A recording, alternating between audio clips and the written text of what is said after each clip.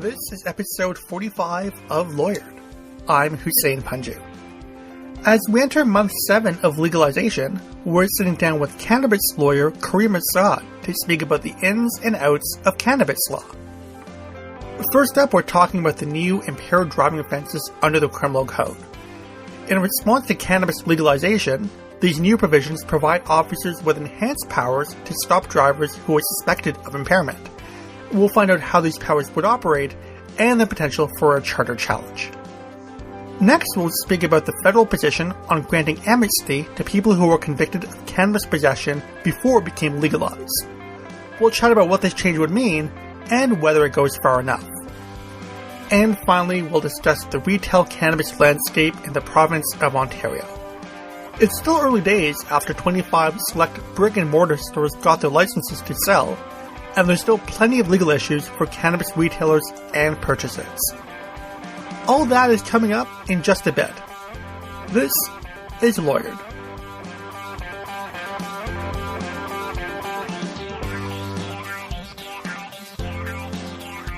Hello everyone, and welcome to episode 45 of Lawyered, the show where top Canadian lawyers take a critical look at current legal issues.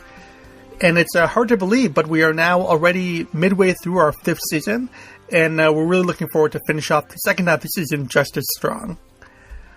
On our last episode of Lawyered, we featured a very niche and exciting chat with Mark Isaacs, who spoke to us about the area of maritime law.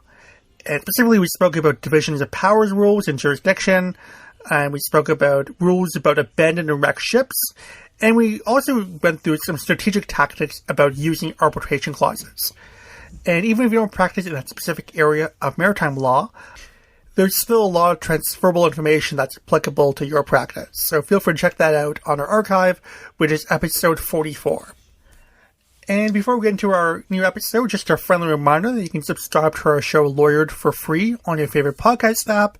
You can also follow us on LinkedIn or on Facebook, and our Twitter handle is @LawyeredPodcast. And without further ado, here's today's show. And joining me on the show today is Tori Mossad.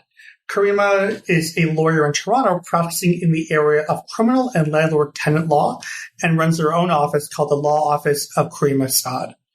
She has a budding cannabis practice, and her firm works closely with cannabis activists and entrepreneurs, as well as individual patients and recreational consumers. She's frequently called on by the media as a trusted source for their news stories, and her cases and legal commentary have been featured by reputable media outlets, including the Associated Press, BNN Bloomberg, the CBC, and many more. She articled at a top-tier Bay Street litigation boutique, where she had the opportunity to work under the direct tutelage of some Canada's leading litigators, and was selected for its secondment to one of the Big Five banks. Caryma also graduated cum laude from the University of Ottawa in 2015, and was ranked first out of 265 students in the English Common Law division during her first year, and received several prizes for academic excellence. And finally, Caryma was also awarded an Ontario Graduate Scholarship in support of her research on the intersection between law, identity politics, and gender-based violence. So Caryma, thanks for joining us on the show today. Thanks so much for having me.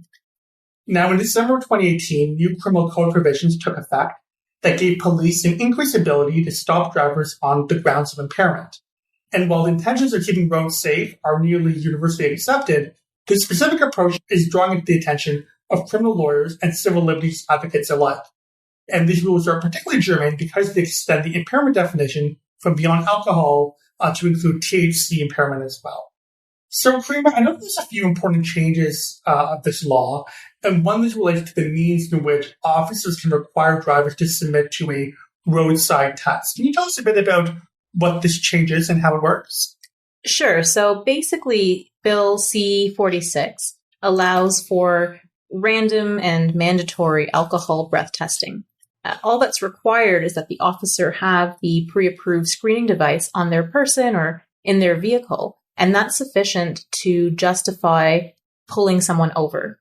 And that's in contrast to the previous regime, whereby an officer required reasonable suspicion in order to require such a test. Why did we have this reasonable suspicion test in the first place? It comes down to our charter rights and our expectation of privacy, among other rights. And so what was required under reasonable suspicion, essentially that it not be arbitrary. And that is now, in my view, being stripped away with C46. I think it's fair to characterize it as a two-part test. So initially, the officer must have a subjective reason to suspect the presence of alcohol, and that suspicion must also be objectively reasonable to an outside independent observer. And I know that some other commentators have indicated that this may open the doors to racial profiling. I think that's one of my biggest concerns. Cannabis is interesting because it was something of a gateway drug into officers doing a further search into a vehicle. Oh, I smelled something illicit. I noticed some crumbs. Let me do a little bit more digging. And now that cannabis is legal, we have a new piece of legislation which removes any sort of need for suspicion to pull someone over. And just as the enforcement of cannabis laws disproportionately affected certain marginalized or racialized groups, I think that we are likely to see something similar, unfortunately, with C46, unless there are rigorous standards in place. What is important to remember, I think, is that charter challenges take not just time, but also money. Mm-hmm. And it could be several years before we have anything definitive from the Supreme Court on this issue. Okay. And so under the new test, what this is all kind of as long as the officer has the device, they're good to go. Okay. So that's really all that's required, and it removes the entire reasonable suspicion element. Yeah. Fair enough. And so I know one of the other aspects, right? Actually, so I know under Bill C46, there's some new offenses that relate to drivers who are under the influence of drugs, and there's certain penalties. Can you tell us a bit about what those penalties are and what they relate to? So, okay. I guess the penalties, I don't have the chart directly in front of me. Now, I know that beyond the reasonable suspicion text or the removal thereof, there's a few other new offenses that have been added that relate to THC content that did not exist before. So if someone is found to have THC in their system, that is a new impaired driving offense. And the penalties increase if you have a combination THC and alcohol. And if you're above a certain limit, you're hit with even higher penalties than that. Okay, so this could be like fines or imprisonment or these types of things. Yes, that's correct. Depending on the circumstances, obviously, and the amount that's been detected in one system.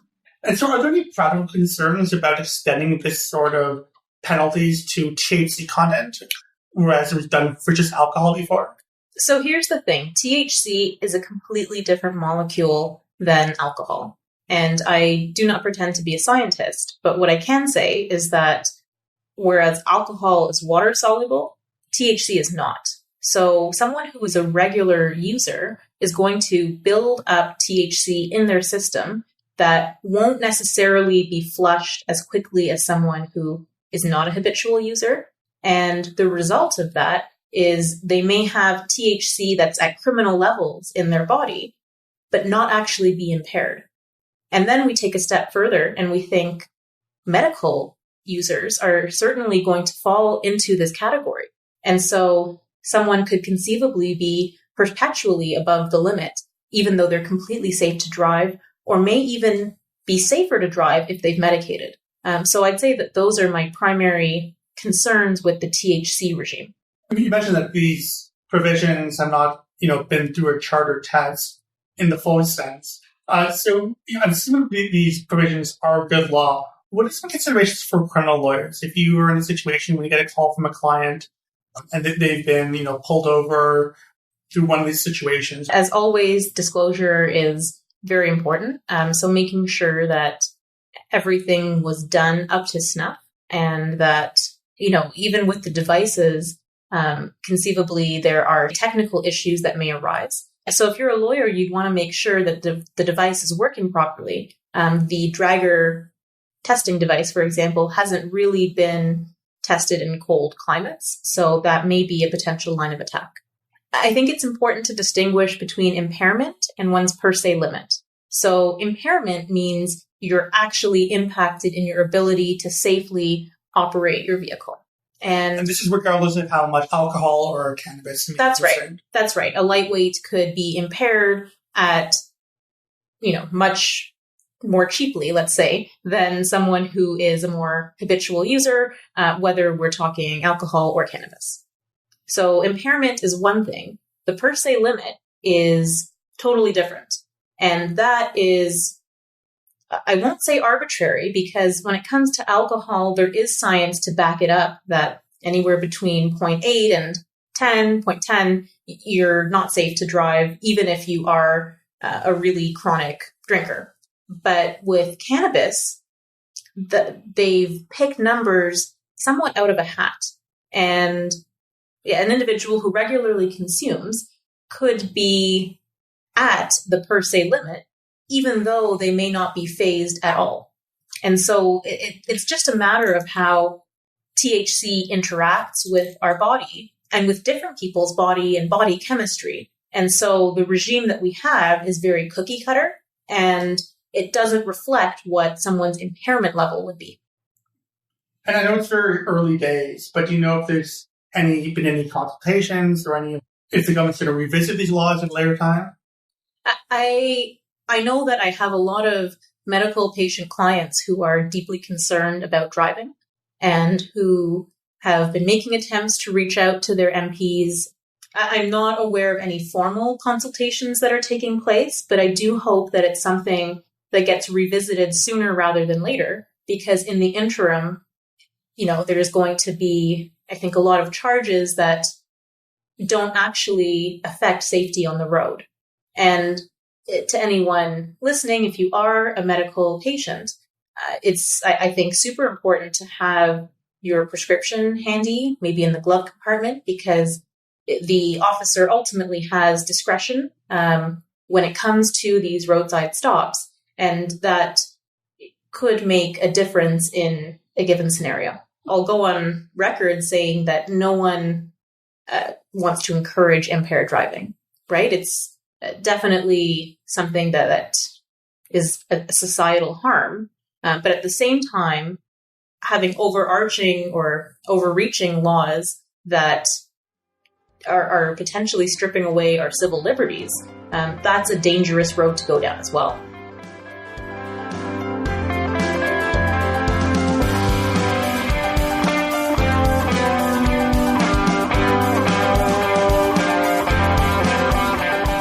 In spring 2019, the federal government introduced new legislation that would grant free pardons for Canadians who were convicted for cannabis possession before the legalization in 2018. Some estimates provide that anywhere between 250,000 and 500,000 Canadians carry the weight of this conviction. And while this move is generally seen as a step in the right direction, given that possession is now legal, others may suggest that there's still more work to be done. So, Caryma, before we get into the pardons aspect, can you just tell us what the penalty was for cannabis possession before cannabis was legalized last year? So similar to, a summary offense, you were looking at a maximum of 6 months in prison or $1,000 fine. Beyond the obvious, what are the impacts of this type of a conviction on a layperson? It's very far-reaching, even though it's a relatively, now with hindsight, benign offense. Once there's a criminal conviction, that can have impacts on employment, on housing, on family-related issues, on immigration issues, on scholarships, a whole host of impacts that can really derail someone's life. In an application, a landlord is legally permitted to ask whether there are convictions, and it's not anywhere in the Human Rights Code that criminality is a protected ground. So in theory, if that's on an application and the landlord's not happy with the response, that could be reason enough to reject. And what about in the employment context? Is it the same situation? Like, are employers allowed to, reject applicants or, perhaps even terminate employees on the grounds that they carry a conviction of this type? With the caveat that I don't practice employment law, I would say that certainly people working in sectors with vulnerable people, so whether children or adults or something along those lines, having a criminal conviction of whatever nature could jeopardize your livelihood. On an application, as far as I understand, employers are permitted to ask, and then how that factors into the final calculation, could be something of a black box. And the same is true for volunteering, actually. And I think that's important because volunteering can often lead to employment or the development of important skills that will ultimately benefit someone's career. So if those opportunities are curtailed because of an offense like this, that's problematic. And I think it creates a gap between individuals who do have this conviction and those who may have committed the same crime, but were at the discretion of an officer just sent home. And so, as you mentioned in the introduction, there's this new bill C-93, which was introduced in the spring by the federal government, which provided for pardons for Canadians who were convicted of cannabis possession before cannabis was legalized. So when we say pardons in this context, what exactly is a pardon? So a pardon is a record suspension, which means that basically the conviction is excised from your criminal record and held separately. So it's not visible except in very limited circumstances. So it means when you're filling out those housing or job applications, you may get to answer differently because you have a pardon or this record suspension. And so that could open up new opportunities. When sentencing takes place, one of the considerations a judge can take into account is the individual's criminal record. And so if you've been granted a pardon, that wouldn't factor into that consideration. What do you think the rationale was in terms of why the federal government would introduce this type of pardon system? So I think that from a common sense perspective, because cannabis is now legal and we're free to have our 30 grams and walk around on the street, to continue to punish people who, and effectively is a punishment because having something on your criminal record is no cakewalk. So to continue that, it is an injustice. And I think that the scope, what I would say is a fairly limited scope of this pardon, is also a political decision because it's not a huge leap for the average Canadian to say, well, that seems fair, in contrast to what might be perceived as more serious charges relating to cannabis. There might be some ways suggest to note that you should be subject to the laws that were in place at a certain period of time. Like, for example, if there was a new offense that was created today, you wouldn't, retroactively punish people who committed that act before. So what do you think about that? I mean, I think that is not an unreasonable line of argument. What I would say, though, is that if we look at cannabis specifically, because that's what's relevant here, and we look at the enforcement patterns when it comes to policing cannabis, it's shocking what the disparities look like. And we see that even though, from a social science point of view, white Canadians and non-white Canadians consume at pretty even rates, disproportionately, it's Black and Indigenous Canadians who have suffered penalties for cannabis possession or other offenses. And so with that in mind, given the historically unjust way that cannabis has been policed, I think it's only fair that we wipe the slate. And so practically, how would the system work in terms of if you're a lawyer representing a client who wants to apply for a pardon, how would one go about doing that? So it's not automatic, but it is free. What needs to happen is the necessary paperwork. I understand that the wait times will be expedited for this particular pardon. And so I think it's a matter of getting one's ducks in a row, getting the necessary papers in order and than submitting. I know that some other lawyers argue that this new bill doesn't go far enough and that rather than pardons, the government should be offering expungements. Can you tell us a bit about what an expungement is and how that relates to this? So the difference between an expungement and a pardon is that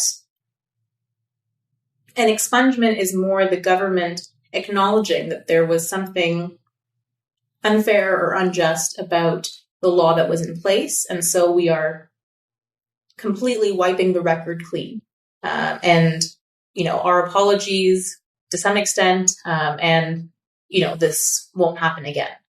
In contrast, a pardon or record suspension is more of a, it's a remedial measure, but it isn't permanent. It doesn't evaporate completely, and it could potentially be undone. I find myself in the expungement camp quite strongly, going back to what I was saying about criminal convictions having a lasting impact. That impact can be generational, because if, for example, a scholarship is lost and therefore you don't go to the school and your life takes a completely different trajectory, you have two individuals who committed the same quote unquote crime who end up decades later in very different positions. Assuming that this bill comes into force, what are some things for lawyers to think about if they're representing clients who, may have been convicted for possession offenses a couple of years ago, but now may see a pardon on the line? I think, there's no harm to go for it. It's hopefully going to be a relatively simple process. I worry that it's not going to impact as many individuals as I would like.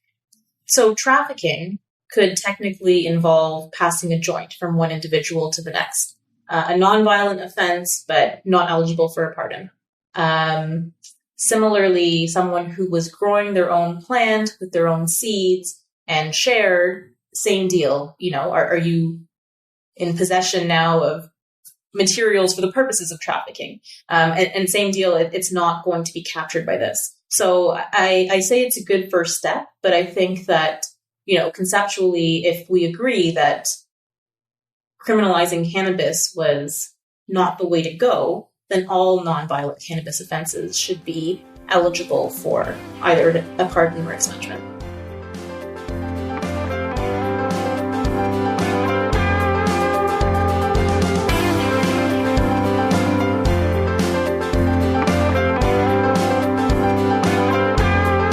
When the federal government legalized cannabis in 2018, they largely left implementation up to provincial and territorial governments.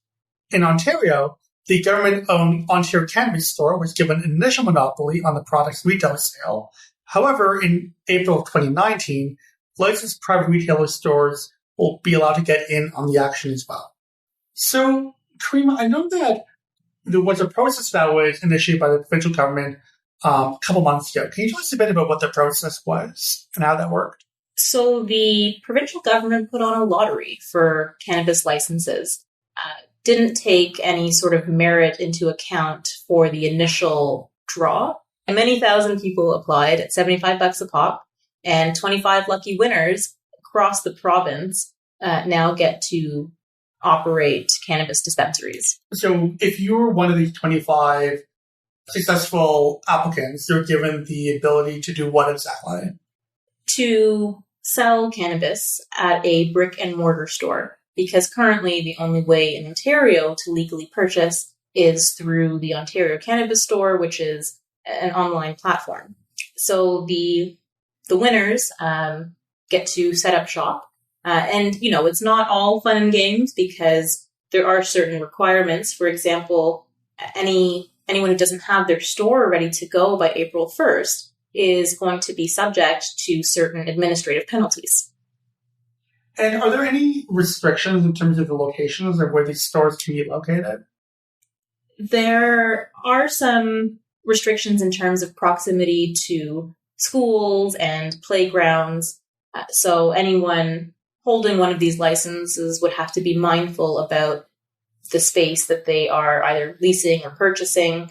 There are also requirements about security and restrictions on advertising and various requirements that the province has put in place to actually allow a store to be up and running. Okay, and what about municipalities? I know that there's some municipalities who are very welcoming to cannabis retail stores and others not so much. So municipalities were given the option of opting out from the retail landscape, and there are several who in fact did so. And doesn't mean that down the line the municipality can't change its mind about opting in, but for now there is something of a patchwork of legality across the province. And so someone who was successful in the dispensary license lottery, but their property is located in one of these no municipalities, they might be facing difficulty. Have there been any indications that there'll be additional lotteries or additional, retail stores that will be able to operate at a future date? I mean, I can't see how the legal market will sustain itself if there aren't 25 physical locations across the landscape of Ontario, which is geographically huge, is not enough to service the population, especially when you consider that the stores are unevenly distributed. For example, we're here downtown Toronto. There is a location opening up on Queen Street and another one barely 5 kilometers away at Yonge and Dundas. And for Northern Ontario, the stores are located in one city. And so anyone in small communities or even not so small communities, they will have to travel. Similarly, the only cities that were eligible to open up a store had to have a minimum population of, I think, 500,000. That excludes a lot of centers. So I think it's inevitable that more will open. How and when remains to be seen, and the rules are subject to change. At least for now, we have these 25 retailers who'll be selling cannabis to make brick and mortar stores. If you're a lawyer who's advising one or more of these companies, what are some legal considerations that you might want to have in the back of your mind to ensure that they're operating in compliance with the applicable rules? So compliance is key. Doing an audit of the various requirements and ensuring one by one with whatever checklist mechanism that everything is being met, because it would be unfortunate to be disqualified so close to the finish line. And what about enforcement? Has there been any indication in terms of how these compliance rules are being enforced? Well, I know that non-compliant dispensaries are being targeted with enforcement. And it's not just the operators of the store, the employees who are at risk, but even landlords can be subject to fines. And so that's a pressure point that the government is using to prevent the gray market from continuing to exist while the legal market gets itself in order. It is a tough environment because in addition to the enforcement, there's also provisions stating that anyone convicted post October 17 will be blacklisted.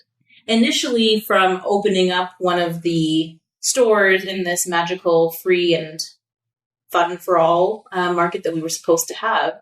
But now I suppose it's still that looming threat of if and when we open up this license availability, you're not going to make the list. Are there any considerations for purchasers, so consumers, whether you're buying from the Ontario Cannabis store or you're buying from one of the retail stores? We appreciate that the cannabis is now legal for possession, but there's only are some restrictions as well. Yeah, so oddly, there is licit and illicit cannabis, even though, we're talking the same plant. And so the source matters in that respect. And, so consumers should be aware that you're meant to buy from only the OCS at this point in time, if you're in Ontario. And when the retail stores open up, that's okay as well. And of course, medical patients directly from their LP. But, it could be a potential source of liability if you're picking up at the wrong place. even though you might have better pricing or quality. And what about in terms of consumption? Are you allowed to consume, certainly in your private residence, but are there certain areas where you're not allowed to?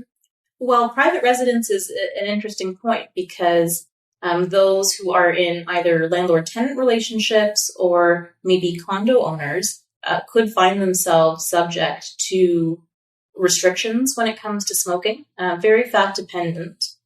And even in terms of municipalities, some have opted out of allowing public consumption. So conceivably, someone could be in a housing situation where they're not allowed to smoke and also not allowed to smoke outside. And, we also have the Smoke Free Ontario Act, which has stomped out cannabis consumption lounges. So even though legalization was meant to free things up, in some ways there are more restrictions. So check your local bylaws first. Right. Are there any issues in terms of, transporting cannabis from one part of Ontario to the other? You're allowed to hoard as much as you'd like at home, but when traveling in public, the maximum amount is, I believe, 30 grams of flower and perhaps different quantities of oil or other iterations of cannabis. So that's something to look out for. What about issues for, Aboriginal reserves? Indigenous governments will have, it's an interesting sphere where, because cannabis was legalized at a federal level and it's the provinces who do the retail distribution and reserves don't fall under that provincial jurisdiction, I think that there is a lot of opportunity in terms of economically for Indigenous peoples to capitalize on this, but I've also heard of some concerns, so I think it'll be interesting to see how that plays out. Absolutely. Great. So, Caryma, I want to thank you for your time and speaking to us about these interesting issues. This area has been a growth industry, no pun intended, for the past year or so, and certainly in the post-April environment, when retail goes live, it's going to be a lot more exciting issues for lawyers and consumers and producers alike. So we thank you again for your time and look forward to staying in touch in the future. Thanks so much for having me. It's been a slice. And that's a wrap for episode 45 of Lawyered. Thanks for listening. My guest for today's episode was Tori Mossad. You can find out more about her and her practice at her website, which is spelled as advocacy.com.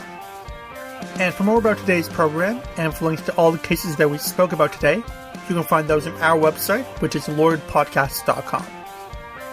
On our next episode, we'll be speaking with mining lawyer Al Weems, and we'll be discussing the role of community engagement in mining projects, the rise of the shareholder activist trend, and how mining companies can leverage alternative financing arrangements. Our show's music was provided by Ben Swirsky, and our website was designed by Jenny Sang. And to make sure that you never miss another episode of Lawyered, you can feel free to subscribe to our podcast for free on iTunes or your favorite podcast app. You can also follow our show on Facebook, LinkedIn, or on Twitter, and our Twitter handle is @LawyeredPodcast. And of course, please be advised that while this podcast is aimed to be helpful and informative, that it is not intended to be legal advice. However, if you do need legal advice, please reach out to a lawyer directly to help you with your particular situation. And with that, we'll see you in 2 weeks. Until then, keep it legal.